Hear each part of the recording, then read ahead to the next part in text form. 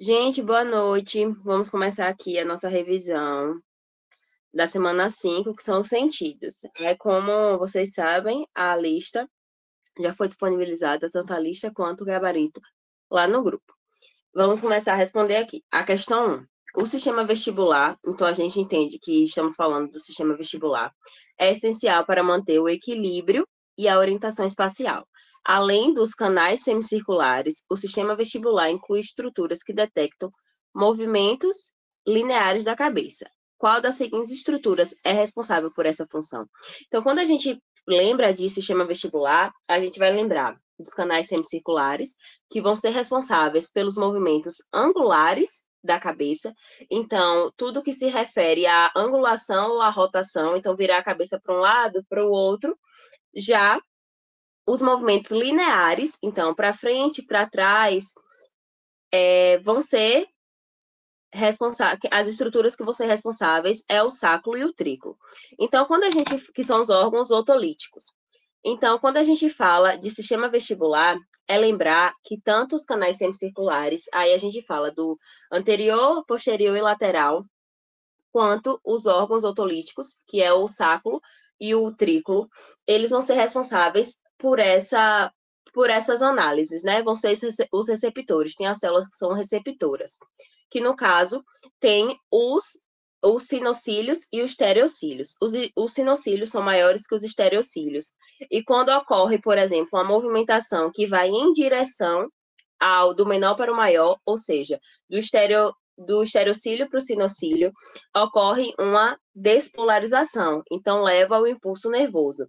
Já se ocorre, por exemplo, do maior para o menor, então do sinocílio para o estereocílio, ocorre uma hiperpolarização, então é um fator inibitório, então não ocorre assim a propagação do impulso. Então isso é importante para a gente entender o sistema vestibular. Indo para a questão 2, essa questão é bastante importante, não só para responder, mas para saber identificar cada uma das estruturas, porque normalmente Carla sempre cobra para identificar qualquer uma delas. Então vamos, aos poucos, sabendo identificar. O 8 aqui é o meu pavilhão auditivo, ou a minha aurícula, que toda a formação dela é para permitir que o som ele seja como se fosse o caminho para que ele entrasse aqui, que é o meu meato acústico externo. Então, meu 5 é meato acústico externo, o meu 8 é o meu pavilhão auditivo. Aqui no 1, eu tenho a membrana timpânica. A membrana timpânica, quando vier o som, que é uma onda sonora, que é uma onda mecânica, vai permitir a vibração a vibração da membrana timpânica. Essa vibração da membrana timpânica vai gerar a vibração dos ossículos. Então, a membrana timpânica vibra, que vai vibrar martelo, bigorna e estribo. E essa vibração vai amplificar essa onda, para que facilite o seu reconhecimento. Então, depois, com a vibração do estribo, o estribo ele vai pressionar contra a janela oval, gerando uma pressão na cóclea. Essa pressão na cóclea vai causar a movimentação, a ondulação dos líquidos, que é a perilinfa e a endolinfa.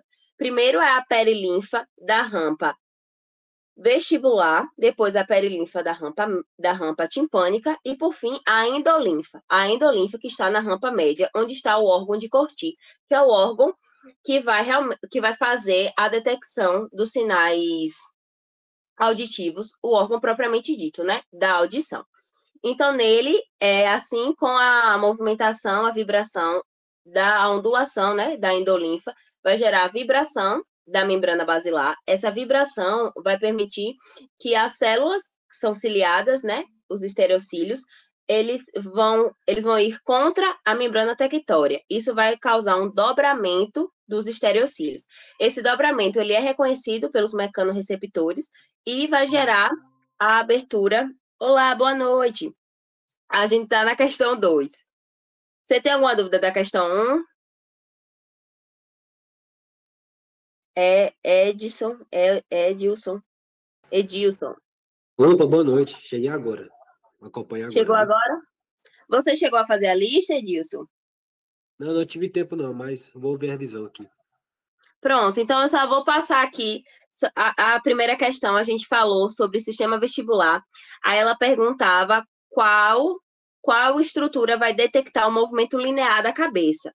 No sistema vestibular, a gente lembra do sacro, do trículo e dos canais semicirculares. O sacro e o trículo são responsáveis por detectar esses movimentos lineares, enquanto os movimentos angulares ou rotacionais vão ser pelos canais semicirculares. Por isso que a resposta dessa 1 é sacro. Entendeu?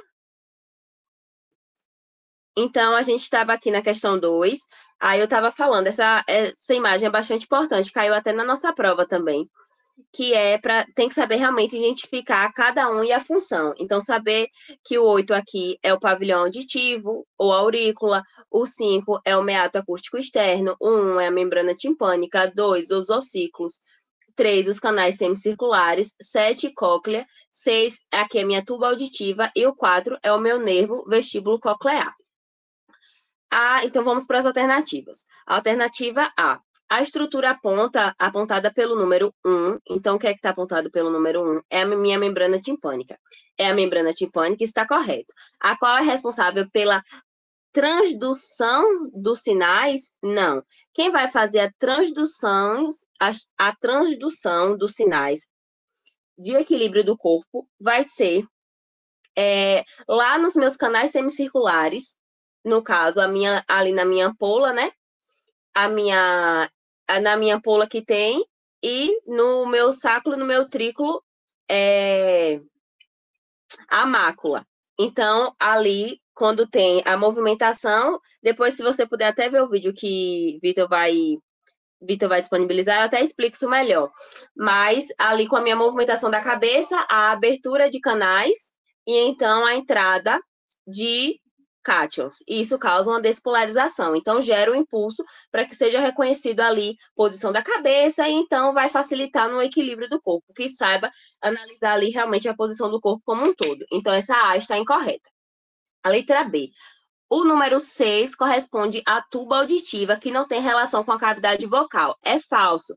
A tuba auditiva tem relação com a cavidade vocal, é tanto que ela vai desembocar na cavidade vocal. O C. Os ossículos estão sinalizados pelo 2. Essas estruturas correspondem ao martelo, bigorna e ao estribo, os quais são responsáveis por amplificar as vibrações para serem interpretadas pela cóclea no ouvido interno. Isso é verdade. É uma coisa até que eu já tinha comentado. Vai ter a vibração da membrana timpânica, porque o som é uma onda mecânica. Isso vai gerar a vibração dos ossículos também, que vai amplificar cerca de 20 vezes o som. Assim, o estribo, ele pressiona a janela oval, causa movimentação ali na perilinfa e, portanto, na endolinfa, e essa movimentação ocorre dobramento do estereocílio, porque ele vai contra a membrana tectória e assim a abertura também de canais. E esses canais catiônicos que vão identificar essas mudanças mecânicas, no caso do dobramento do estereocílio. E assim a informação vai ser levada pelo ramo coclear do nervo vestíbulo coclear. Quando a gente fala de sistema vestibular, vai ser o ramo vestibular. E na cóclea, aqui, o meu vestíbulo. Então, no vestibular, vai ser o ramo coclear, no ramo vestibular, e na minha cóclea, o ramo coclear. E vai formar aqui no 4 o meu nervo vestíbulo coclear, que é o 8º par craniano. E vai levar essas minhas informações sobre audição e sobre o equilíbrio, sobre posição do corpo. A D, então a minha correta aqui é a. Deixa eu pegar outra cor. Minha correta aqui é a letra C. Está correta. Aqui o D. O número 8 corresponde ao pavilhão auditivo, o qual não tem importância. Tem importância sim, porque a forma como ele é o que vai facilitar, que vai permitir, na realidade, que o som ele consiga realmente vir para dentro do meato acústico externo. Então, ali, ele ser como se fosse um labirinto, é o que vai permitir que leve o som até o meato acústico externo e, portanto, chegue até a cóclea para ser traduzido. Boa noite, Thaís. Ó, Thaís, a gente fez a questão 1, a questão 2. Você chegou a responder a lista?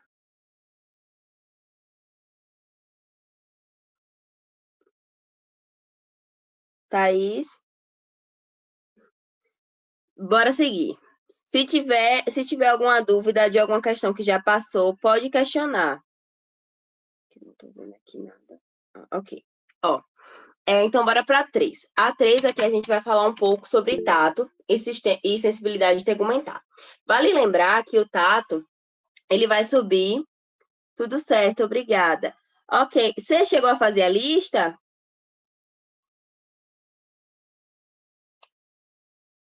Não. Ó, a gente fez as duas primeiras questões, que era só sobre o sistema vestibular, e a segunda questão, que foi sobre audição. Aí agora a gente está em tato. Se você quiser ver e tiver alguma dúvida da resposta, que já tem um gabarito, você pode me mandar mensagem lá no privado, viu? Se quiser até olhar agora e me mandar alguma, tipo, quiser tentar fazer, não sei, em algum momento e me mandar mensagem, pode me mandar. E vai estar na gravação, verdade. Porque Vitor está gravando. Então vamos para a 3.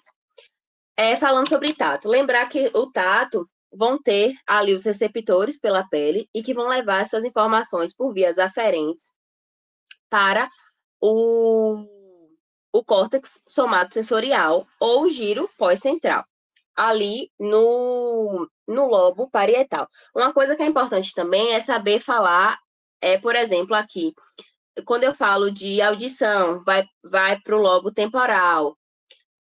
Aqui, quando eu falo já de tato, vai para o meu lobo parietal, para o meu giro pós-central. Então, saber identificar para onde vai é importante. Aqui é a respeito do tato. Então, quando a gente fala de tato, tem um tato protopático. Eu não sei se vocês estavam no da semana passada, mas eu até citei isso também. O tato protopático, que ele é um tato mais grosseiro, ele não é tanto de identificação. E o tato protopático, ele vai pela via anterolateral, porque ele vai pelo trato espinotalâmico anterior. E lembrar que ele não cruza. O espinotalâmico lateral, ele cruza. O espinotalâmico anterior não cruza a nível de bulbo. Então, o tato protopático, que é esse tato mais grosseiro, ele vai pela via anterolateral, sobe pelo trato espinotalâmico anterior. Já o tato epicrítico, que é esse tato mais fino, que é essencial realmente para as atividades cotidianas, que é realmente de saber discernir objetos e as coisas, ele vai pela via coluna posterior. Ele vai mediante a coluna posterior, que é ali o leminisco medial, porque ele vai pelos funículos, que são os fascículos, o grácil e o cuneiforme. Aqui, quando eu falo de grácil e de cuneiforme, que são os tratos, eles cruzam a nível de bulbo, e isso é importante. Então, lembrar que o tato protopático é o tato mais grosseiro. Então, aqui eu já desconsidero essa minha A, porque fala que o tato protopático corresponde ao tato fino. Não, é o tato mais grosseiro. E o protopático é espinotalâmico anterior. E isso é importante saber identificar. O tato epicrítico, que vai ser o meu tato fino aqui, que é pelos meus fascículos, o grácil e o cuneiforme. É essencial para as atividades cotidianas, verdade. E sua transdução ocorre através dos corpúsculos de Messier, Ruffini, Pacini e dos discos de Merkel. E isso é verdade. Os receptores de adaptação rápida respondem continuamente à presença de estímulos não. Se eles se adaptam, eles não vão ficar respondendo continuamente, porque é isso que é a adaptação. Por exemplo, quando vocês que usam óculos, ou uma coisa mais simples, a roupa, acho que Carla até dá esse exemplo, no nosso mesmo ela deu. Quando a gente veste a roupa, no primeiro momento a gente sente, mas depois a gente para de sentir, por conta dos receptores de adaptação rápida, que são os receptores de Pacini e de Menser. Já os receptores que são esses aqui, esses são os de adaptação rápida, esses que eu grifei embaixo. O do óculos e o da roupa, que são os de adaptação rápida. Já os de adaptação lenta é Merkel e Ruffini. E, por exemplo, receptores que devem ser de adaptação lenta, receptores de dor, por questão mesmo fisiológica. A gente não pode estar sentindo dor por muito tempo sem estar respondendo àquele estímulo. Então, por isso que, no caso aqui, a D está incorreta. Eu vou pular aqui a questão 4 e a questão 5, porque Vitor vai voltar para fazer com vocês. E eu vou fazer agora essa questão 1.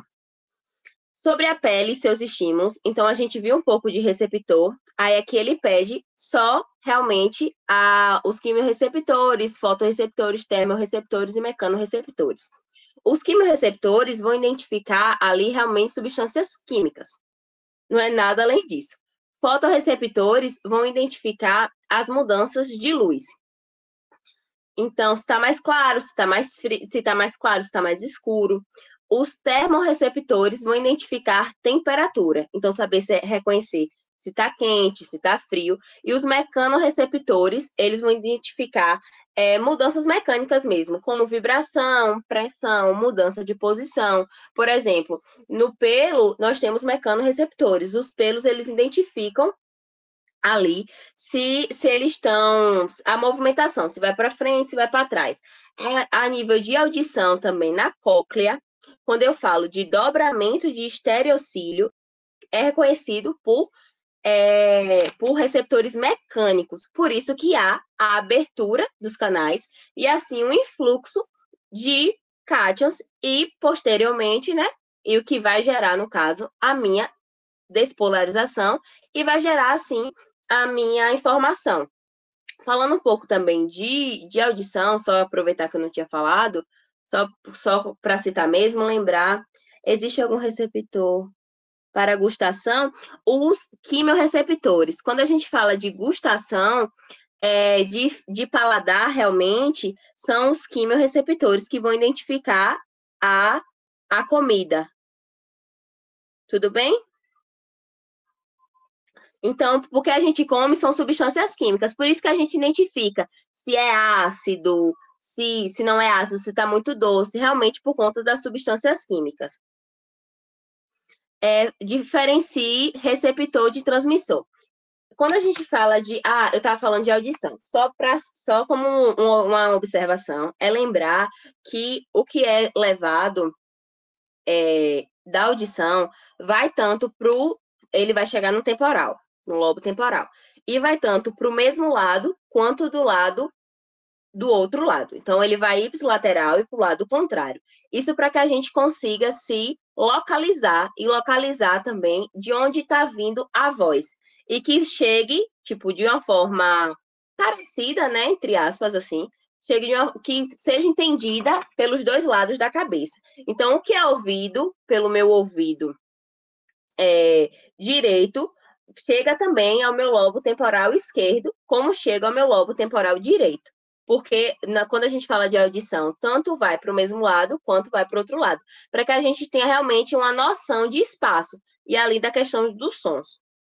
E uma coisa também importante do sistema vestibular, só como uma outra observação também, que eu acho importante, é lembrar que o sistema vestibular tem muita relação com os olhos. Então, para você olhar para o lugar certo e seguir estímulos, isso também faz parte do sistema vestibular, para que não gere. É tanto que quando. Deixa eu pensar aqui num exemplo. Quando a gente fica tonto mesmo, é como se o olho ele não fixasse num lugar. Ou numa viagem que você está andando e seu olho está num lugar fixo. A gente precisa caminhar, então ter essa movimentação do corpo, seja linear ou angular, e que os nossos olhos acompanhem essa movimentação, para que não gere tontura, no caso, vertigem, né? E entre outras coisas. Aí falando aqui voltando, né, para a questão agora, falando aqui da letra B da primeira questão. Diferencie receptor de transmissor. Quando a gente fala de receptor, por exemplo, quando eu falo de audição, o meu receptor é o órgão de Corti. É quem vai receber esse estímulo, a onda, é quem vai traduzir. Eu traduzo por meio da despolarização. Então, vai ocorrer ali um dobramento do estereocílio, que vai ser reconhecido pelos mecanorreceptores, que vão permitir a abertura dos canais mecanosensíveis, que vão abrir mediante realmente essas mudanças mecânicas. Então, isso é o que o meu receptor faz. Ele traduz uma informação que veio ali de uma forma de estímulo mecânico, porque é a onda sonora, e traduz ali para gerar um impulso nervoso. Então, o meu receptor faz isso e quem vai transmitir são os meus axônios, no caso, os meus nervos. Aqui, no caso da audição e lá do sistema vestibular, vai ser o vestíbulo coclear. E cada nervo, se é da visão, é o meu nervo é o meu nervo óptico, se é da respiração, da olfação, do olfato, é o meu nervo olfatório, e eles são os meus transmissores, porque eles levam a minha informação. Então, vocês entenderam a diferença do que é o meu receptor, do meu transmissor, e vocês têm dúvida em alguma das questões que nós fizemos, a 1, a 2 e a 3? Vocês dois que estão aí.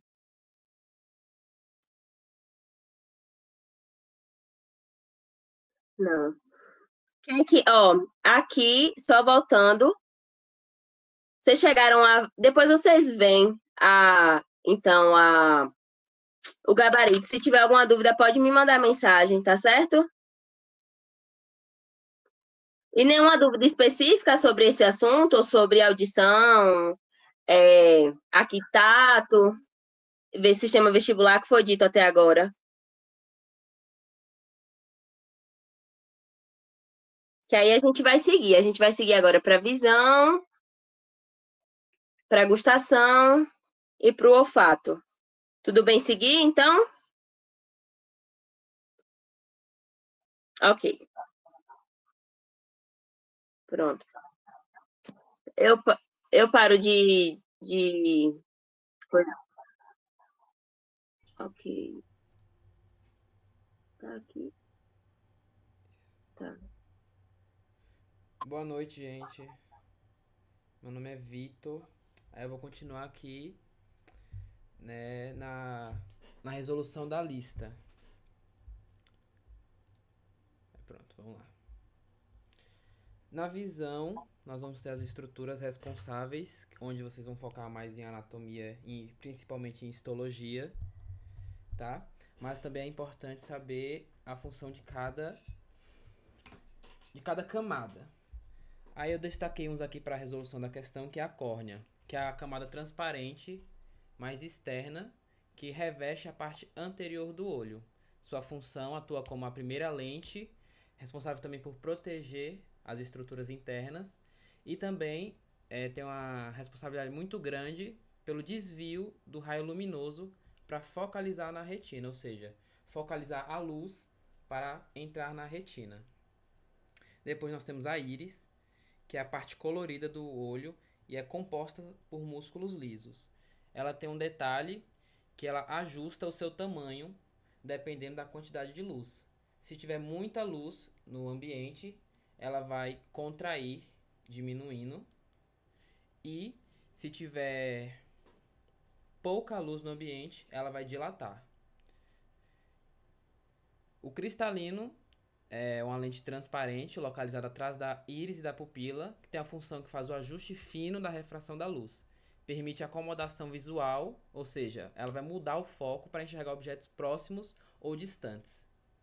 Por isso que tem mudança de grau, se você consegue enxerga mal perto ou enxerga mal longe.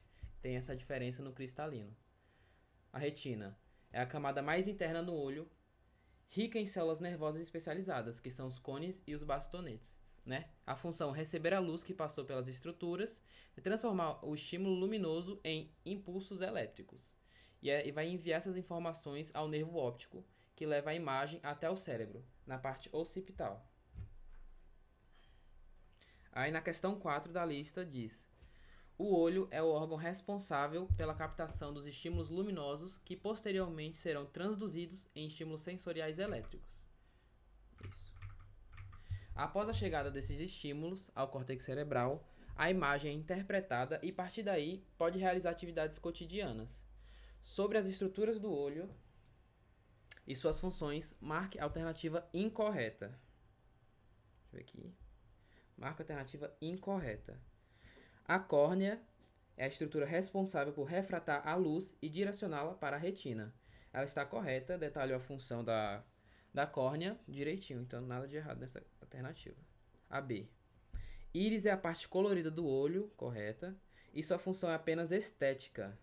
Está errada, porque a íris ela consegue ajustar o tamanho da pupila. Então não é estética. Ela consegue fazer a e midríase e meiose. Isso. Miose no caso. Midríase e miose. C. A retina recebe luz e converte em impulsos nervosos. Está correto, mas é para marcar a informação incorreta. Então é a B mesmo. Está incorreto. D. O nervo óptico é um nervo somente sensitivo. Está correto também porque ele vai conduzir os impulsos nervosos para o telencéfalo. Pronto. A outra questão vai falar sobre os pares cranianos, que vocês estudarem suas funções, e também tem funções muito importantes nos sentidos especiais do corpo, né?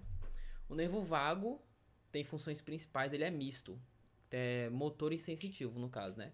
Tem função parasimpática, porque ele vai inervar as vísceras torácicas e abdominais.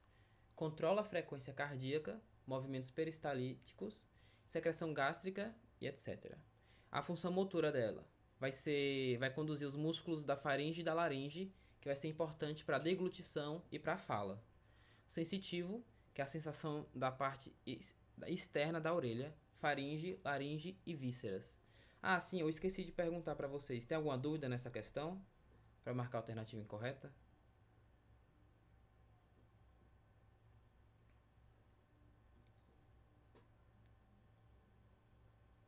Não?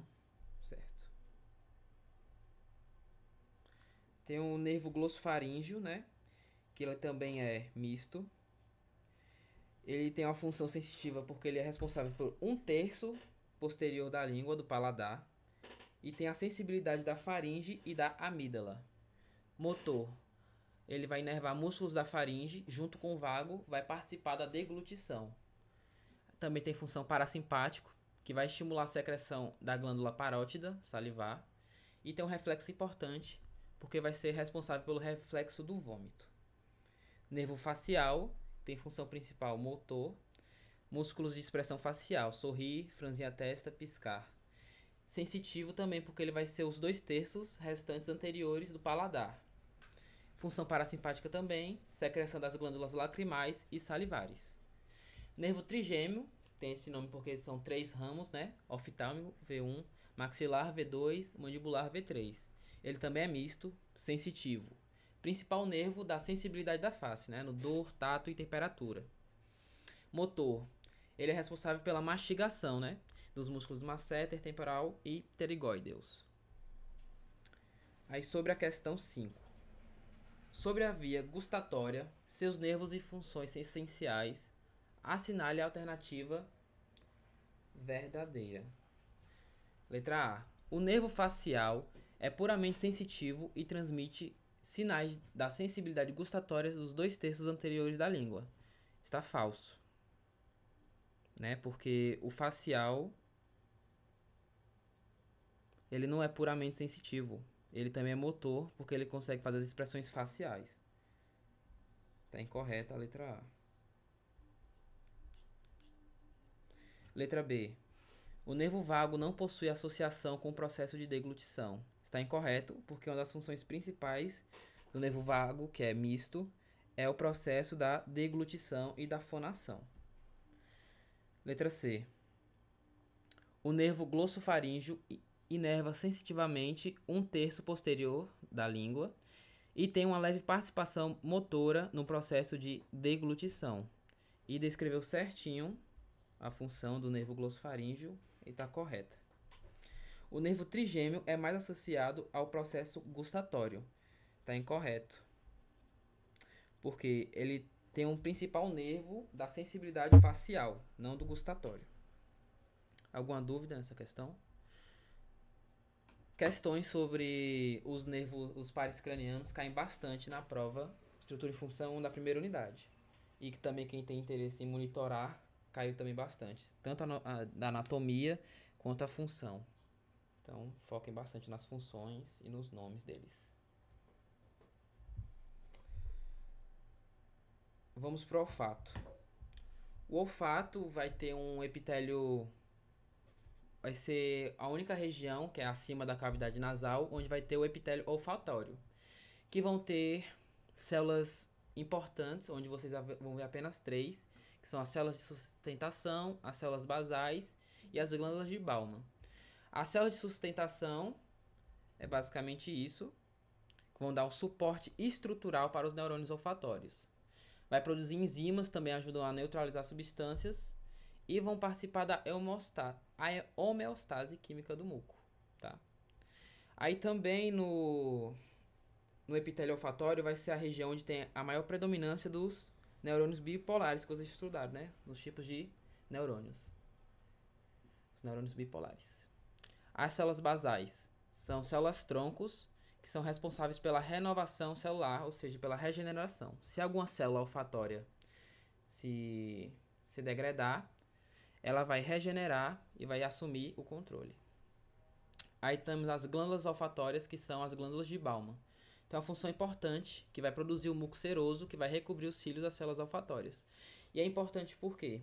Porque essa secreção vai ajudar a diluir, entre aspas, as células, não, as moléculas olfatórias, né? Ou seja, vai facilitar a adesão para gerar um impulso nervoso. E também é importante essa secreção, porque como é que você consegue sentir cheiros diferentes muito rápido? Tipo assim, você está cheirando perfume, aí você vai cheirar outra coisa. Porque essa secreção, o Bowman vai secretar, essa secreção vai fazer uma limpeza na mucosa do epitélio, fazendo com que as novas moléculas olfatórias sejam mais eficientes nos neurônios. E também isso é importante, porque se você tiver, tipo, um cheiro tiver por muito tempo estimulando, ele não vai fazer tanto efeito. Ou seja, se você tiver um lugar muito fedorento por muito tempo, o cheiro vai como se fosse acostumar. E quando você sentir outro cheiro, ele vai se destacar mais, mesmo sendo um estímulo mais fraco. Porque as células se adaptam ao estímulo. Aí sobre a questão 2 aberta. O olfato é o sentido que nos permite detectar e interpretar odores, atuando como um sistema de defesa e socialização essencial para a sobrevivência e o bem-estar. Sobre o olfato, responda.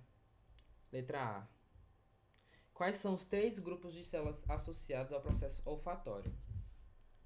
Nós vamos ter, vou escrever aqui. Nós vamos ter as células de sustentação,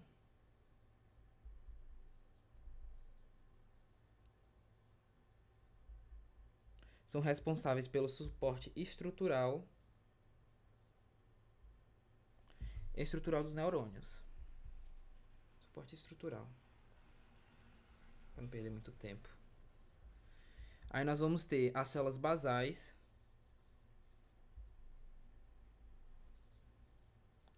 São responsáveis pela regeneração, renovação celular.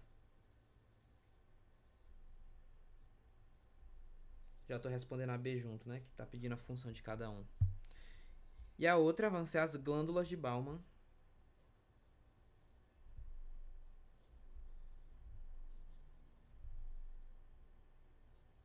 Responsáveis por secretar o muco seroso.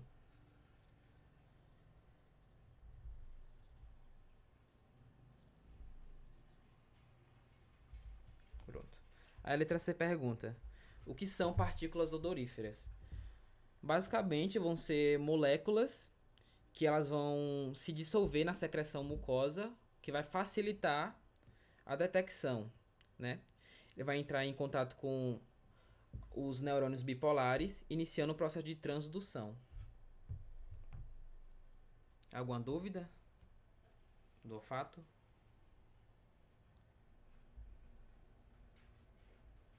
Uma coisa importante também de lembrar é que o olfato ele faz parte do sistema límbico. Isso. Então, por isso que o cheiro das coisas nos remetem a memórias. E Carla depois vai detalhar isso, mas é importante já fazer a ligação. Isso, que após o epitélio olfatório, nós vamos ter o bulbo olfatório, que vai ser o maior ramo da inervação que vai levar para o sistema límbico. Vamos lá. Aí o paladar. O paladar ele vai ser composto por papilas, que são estruturas que vão ajudar a captação das moléculas químicas, né, que vão ter os receptores químicos, e essas papilas vão ajudar a sua recepção. Nós vamos ter papilas circunvaladas, que são essas daqui, na parte posterior da língua, dispostas em forma de V na parte posterior da língua. O formato é grande, arredondada e rodeada por um sulco profundo. Sua função é importante na percepção de estímulos fortes, a exemplo do sabor amargo. E é inervado pelo nervo glossofaríngeo. Nós temos as papilas fungiformes, espalhadas principalmente na ponta e na borda anterior da língua. As fungiformes aqui. São pequenas, em fórmulas de cogumelo, responsáveis por detectar os sabores doce e salgado. Também tem papel tátil, que vão ajudar na sensibilidade da língua. São inervados pelo nervo facial e ramo da corda do tímpano. Depois nós vamos ter as papilas foliadas, que estão nas laterais posteriores da língua, próximo à região da faringe. Tem formato de pregas paralelas da mucosa, como folhas, e elas são ricas em botões gustativos, especialmente para sabores azedos e amargos. Atuam bastante na infância, mas podem involuir em adultos. Tem uma inervação do nervo glossofaríngeo. Aqui a gente consegue ver as papilas e também é onde consegue identificar os gostos: amargo, azedo, doce e salgado. Aí na aberta pede: descreva as diferenças entre as papilas circunvaladas, fungiformes e foliadas, né? Basicamente foi isso que eu acabei de falar, mas as diferenças estruturais são que nas circunvaladas vai ser grande, arredondada, que vai ser em forma de V na parte posterior da língua. Aqui, como vocês podem ver, na parte posterior da língua. Já as fungiformes são pequenas, em formatos de cogumelo, na ponta e na borda anterior da língua. Na ponta e nas bordas. E já as papilas foliadas são nas laterais da língua e têm formas como folhas. Aqui. Pelo azedo e doce também responsáveis. Essa imagem aqui é bastante descritiva para aprender. Pronto. Agora aqui na músculo da visão. São 6 músculos responsáveis, além da pálpebra, da levantação da pálpebra. Aí nós vamos ter o oblíquo superior, que tem da inervação do núcleo do nervo troclear, que a principal ação é abaixar e girar medialmente o bulbo do olho.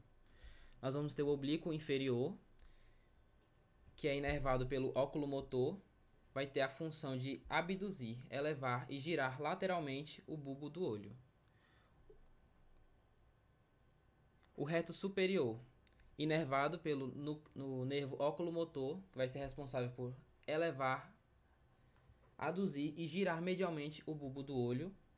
O reto inferior, também inervado pelo oculomotor, vai abaixar, aduzir e girar lateralmente o bulbo do olho. O reto medial, pelo oculomotor novamente, vai aduzir o bulbo do olho. E nós vamos ter o reto lateral, que vai ser pelo nervo abducente, que vai abduzir, abduz. Interessante, né? Vai o bulbo do olho. Mas aqui vai ter, conseguir entender direitinho cada movimento, né? Que o oblíquo inferior do olho. Isso.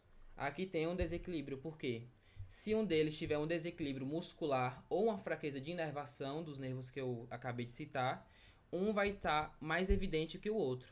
Vamos ter estrabismo convergente, estrabismo divergente e outros tipos, mas é importante saber porque se tiver, exemplo, uma fraqueza na inervação do abducente, o reto lateral vai estar mais fraco. Cadê o reto lateral?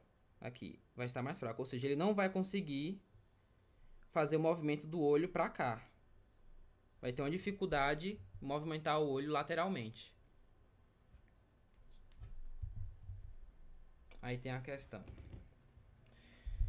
O olho é o órgão responsável pela visão, um sistema complexo que capta a luz do ambiente, a foca e a transforma em sinais elétricos para serem interpretados pelo cérebro, como imagens, formas e cores. Estruturas como a córnea e o cristalino funcionam como lentes. A íris e a pupila controlam a entrada de luz e a retina, juntamente com os fotorreceptores. É onde a imagem é formada antes de ser enviada ao cérebro através do nervo óptico. Outra coisa importante sobre os olhos são seus movimentos, os quais são coordenados por nervos cranianos importantes, como o oculomotor, o troclear e o abducente. A respeito dos movimentos dos olhos, responda corretamente. Está pedindo para escrever 3 músculos, as suas ações e o nervo responsável por inervá-los. Aí eu vou citar aqui um oblíquo, vai ser o oblíquo superior, que a sua ação vai ser abduz, eleva e gira lateralmente o olho.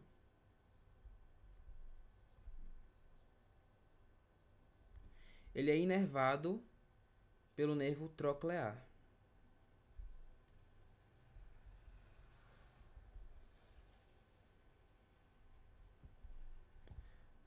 O outro vai ser o reto lateral.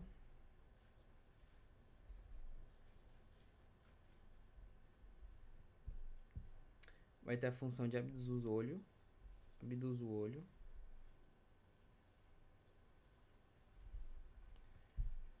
É inervado pelo nervo abducente. Vai ser agora o reto superior. Reto superior. Que vai ter a função de elevar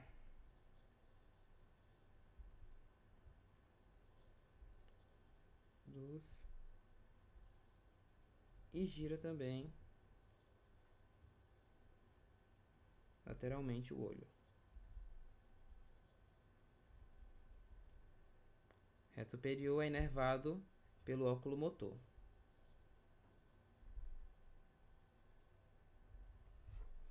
Então, o que eu dou uma dica para vocês sobre o músculo da visão é saber que tem esses 6 músculos que são inervados pelos esses pares cranianos. E também entender que uma disfunção muscular ou uma inervação mal distribuída pode ocasionar em estrabismo, né? Que foi isso que foi focado na aula, em estrabismo convergente e divergente. Mas também tem números, porque como vocês podem ver, tem diversos movimentos que podem ser feitos no olho, que é responsável por esses pares cranianos aqui. Então é isso. Quer algo a acrescentar, Ana? Não, vocês têm alguma dúvida sobre algum dos assuntos que foram abordados até agora, gente? Ou tá tudo ok? Falem aí no chat pra gente.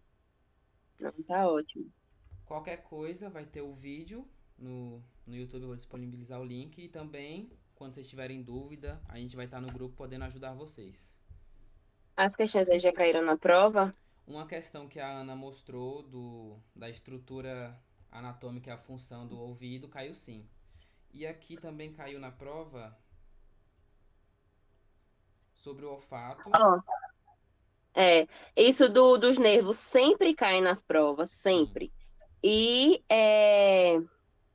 desce aí, Vitor, que eu vi lá embaixo. E eu esqueci agora, oh, meu Deus. Isso aqui? Desce, não.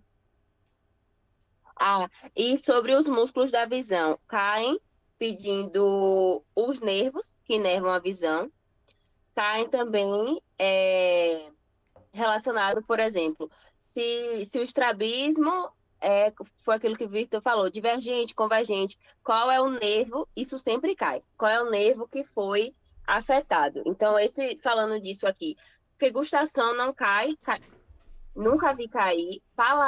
Olfato, eu sei que caiu na nossa prova prática, mas também não é costume. Realmente, o recorde é audição e audição e visão. E os pares Visão mesmo, cranianos, velho. os pares cranianos também caem muito. Mas acho que vocês já chegaram a ver os pares cranianos em outros momentos, não viram, não? Em anatomia mesmo. Anatomia sempre cobra, né? Tanto de físio não, mas anato sempre cobra. Isso. Aí, mas também nos sentidos, também é mais histologia. Cada um tem uma camada especial, só ou menos o paladar que nadinha de nada. Mas saber que o paladar também tem a inervação, tá? É, isso é importante. O nervo, né? Isso, que tem dois O terços, um facial, terço. o glossofaríngeo e o trigêmeo. É importante saber. Isso. Vou disponibilizar o slide lá, que tem essas informações aqui, ó. Em relação aos sentidos dos pares cranianos. Qualquer dúvida, vocês mandam mensagem pra gente, viu? É isso. Tchau, tchau. Boa noite. Boa sexta pra vocês. Tchau, galera. Obrigado.